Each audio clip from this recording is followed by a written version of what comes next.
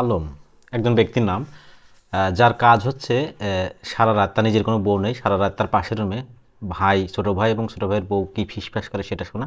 আর সারাদিন সে কী করে, কোনো একটা দোকানে বসে বা কোনো একটা রাস্তার সাইডে দাঁড়িয়ে স্কুল থেকে মেয়েরা যায়, সে মেয়েগুলোকে তাকিয়ে তাকিয়ে দেখে।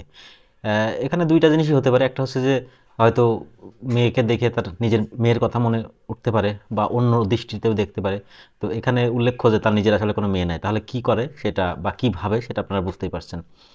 এছাড়াও সে আসলে যত রকম দুষ্টুমি আছে সে সব কিছুই করে, যেমন জুয়া খেলে, তারপরে ওই কোনো রাজনৈতিক দলের লোক সাপ্লাই দেয়, কোর্টে গিয়ে মিথ্যা সাক্ষী দেয়, এইসব ধান্দাবাজি করে করে আসলে সে চলে, এভাবেই সে চলে। তো এই যে আলম সাহেব, তার নিজের ভাষায় তার একটু ব্যাখ্যা দিচ্ছে আসলে দেখতে লোকটা কেমন।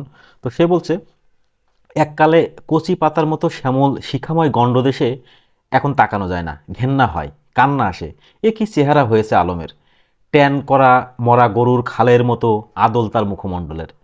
এদিকে ওদিকে ছড়িয়ে পড়েছে মানচিত্রের বাঁকা বাঁকা দাগের মতো অনেকগুলো রেখা। থুতনির নিচেই খোঁচা খোঁচা দাড়ি, চোখের কোমল স্নিগ্ধ অংশটুকু শুকিয়ে গেছে। কোটরের অনেক ভেতরে পচা ডিমের কুসুমের মতো হলদে হলদে দেখা যাচ্ছে যে দুটো, সেটা হচ্ছে আলমের চোখ। তো এই হচ্ছে আলমের অবস্থা। তো এখন যে আলমের এই অবস্থা, আসলে তার বাপ কেমন ছিল তো সেটাও আলমের ভাষ্যতেই জানি যে তার বাপ আসলে কেমন লোক ছিল। আলম তার বাপকে চেনে।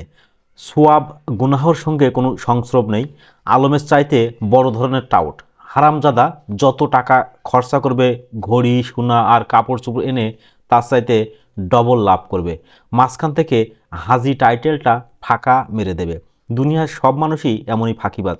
যত কিছু মহৎ বৃহৎ শ্রেষ্ঠ আছে সব ফাঁকি দিয়ে গড়া। তো এখানে বলা হচ্ছে যে ওর বাপ হচ্ছে হজ করতে যেত প্রায়। তো এবং সে হাজি টাইটেল পেতো, মানুষজন তাকে সম্মান শ্রদ্ধা বোধ করতো। কিন্তু এখানে আলম বলছে যে সে তার বাপকে চেনে। সে আসলে হজ করতে যেত, কিন্তু যে কয় টাকা খরচ হতো তার থেকে ঘড়ি সোনা দানা ওই দেশ থেকে এনে এই দেশে বিক্রি করে তার থেকে বেশি টাকা ইনকাম করতো, এবং মাঝখান থেকে হাজি টাইটেল সেটা সে ফ্রি পেয়ে যেত। তা আলম আসলে এমনিতে খারাপ, কিন্তু সে আসলে এত খারাপ ছিল না। তো আরও বেশি খারাপ হয়ে গেল যখন তার বউটা চলে গেল। এই বউটা চলে যাওয়ার পরে আলমের যে উপলব্ধি, সেটা তখন সে কি বলছে যে বউটা ছেড়ে গেছে আর আলম গোটা মেয়ে মানুষ জাতটার উপরেই বিশ্বাস হারিয়ে ফেলেছে। চাকরি জোটেনি বলে কি জুটতো না কোনো দিন? ব্যবসাতে একবার লোকসান হয়েছে তাই বলে লাভ কি হতো না কোনো দিন? জুয়া খেলাতে সমস্ত মূলধন উড়িয়ে দেওয়ার পরে বাপ দূর দূর করলো। মহকুমা শহরের মানুষ বাঁকা চোখে চাইল, বন্ধুরা ঘেন্না করলো। সে সময়েই আলমের বউটার দরকার ছিল সবচেয়ে বেশি, আর বউটি কিনা সে দুঃখের সময়টাতেই পালালো, সেও তার আর এক টাউট বন্ধুর সঙ্গে।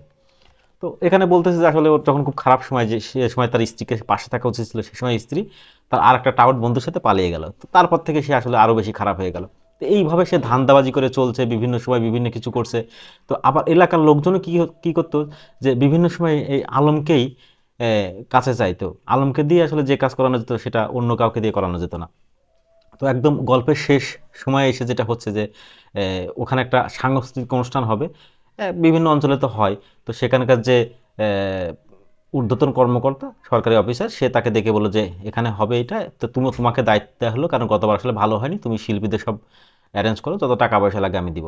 তো ওর তো কাজ হচ্ছে ধান্দাবাজি করা। তখন দেখলো যে হ্যাঁ, আমি এটা করলে তো কিছু টাকা ইনকাম করতে পারবো, এখান থেকে কিছু টাকা মারতে পারবো।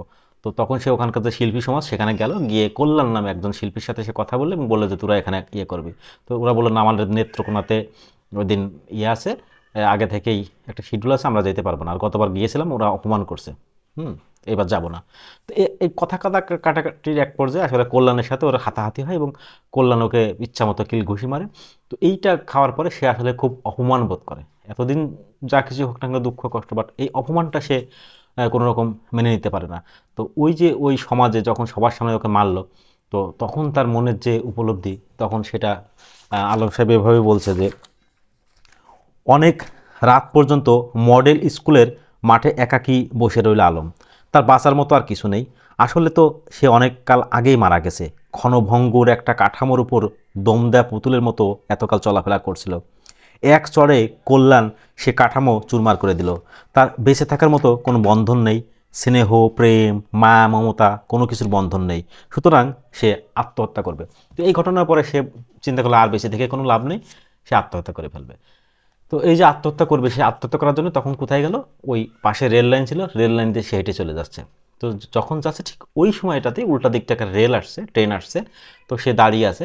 তো দাঁড়িয়ে থাকার এক পর্যায়ে সে আসলে মারা যাবে কি যাবে না চিন্তা করতে পারছিল না, খুব ভাবছে। কিন্তু তখন দেখে যে তার পা আসলে আর ওখান থেকে উঠছে না, পা নড়ছে না, সে দাঁড়িয়ে আছে এবং ট্রেনটা এগিয়ে আসছে। ঠিক ট্রেনটা প্রায় কাছাকাছি আসার সময় হঠাৎ করে দেখেছে একটা লোক ওখান থেকে উঠলো। তখন চিন্তা হলো এই লোকটা এখানে কি করছিল, তখন থেকে এই লোকটা এখানে পায়খানা করছিল। তখন আমার মনে হলো আমি একটা আত্মহত্যা করবো, কিন্তু এত নোংরা জায়গায়, হ্যাঁ, এই লোকটা এখানে পায়খানা করছিল, এখানে আমি আত্মহত্যা করবো। তখন ওখান থেকে ওই মুহূর্তে তার পা সচল হলো এবং সে চলে আসলো। ঠিক ওই সময় ট্রেনটা সাইড কেটে চলে গেল। তো এই যে চলে গেল, তখন তার কেমন উপলব্ধি হচ্ছে সেটা একটু বলি। যে গাড়িটা চলে গেল, আলমের খেয়াল হলো সে বেঁচে আছে, কুৎসিত মৃত্যুকে ফাঁকি দিতে পেরেছে। এই আনন্দে পাগলের মতো নাচতে লাগলো। হৃৎপিণ্ডের শব্দের তলায় ট্রেনের শব্দ চাপা পড়ে গেল। জীবনের ঘন গভীর এমন স্বাদ আর কোনোদিন পায়নি আলম। তো এখানে বলা হচ্ছে যে সে আসলে যে কোনোভাবে হোক বেঁচে গেল। তো এই যে মারা যাচ্ছিল জীবনের উপর একটা ঘেন্না থেকে, তো সেখান থেকে সে যখন বেঁচে উঠলো, এই বাঁচাটাকে নতুন বাঁচা একটা যে স্বাদটা সে জীবনের পেল। এই গল্পের নামটা হচ্ছে আসাদ, এটা লেখক হচ্ছে আহমদ ছফা। এখানে লেখক বোঝাতে চেয়েছেন আসলে যে কোনো পর্যায়ে যে কোনো ইয়েতে বেঁচে থাকাটা একটা চরম ব্যাপার। আমরা হয়তো অনেক সময় মানে নিজের উপর খুব বিরক্তি চলে আসে, বিভিন্ন সিচুয়েশনে পড়ে আসলে আমরা সিদ্ধান্ত নিতে চাই আত্মহত্যা করবো, এই করবো সেই করব। কিন্তু না, বেঁচে থাকার মধ্যে একটা আনন্দ আছে। যখন আমরা ওই একদম শেষ সীমানায় গিয়ে আবার ফেরত আসতে পারি, নতুন করে বাঁচার স্বাদ পাই, তখনই আমরা বুঝি যে আসলে বেঁচে থাকাটাও অনেক সময় চরম সার্থকতা বয়ে নিয়ে আসে। আল্লাহ হাফিজ।